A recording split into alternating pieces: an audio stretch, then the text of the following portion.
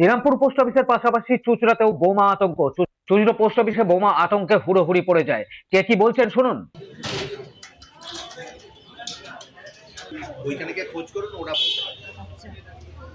এই যে পশু হসপিটালের সামনে ওয়াটসঅ্যাপ ব্যাংকের সামনে তো বললো যে এখানে বেরিয়ে যেতে বা কাজ হবে না, বোম আছে। এখান থেকে ভেতর থেকে বেরোতে বললো। তো বেরিয়ে যেতে বললো কাজ হবে না, আজকে 3টে পরে আসুন, পরে জানানো হবে।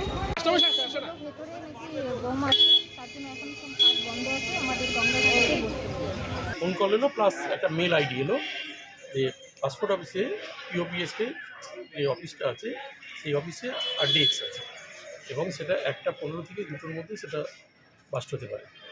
সেই জন্য আমাদেরকে বলা হলো যে 2টো থেকে সমস্ত অফিস ভ্যাকেট করে দেয় এবং পুলিশকে ইনফর্ম করে।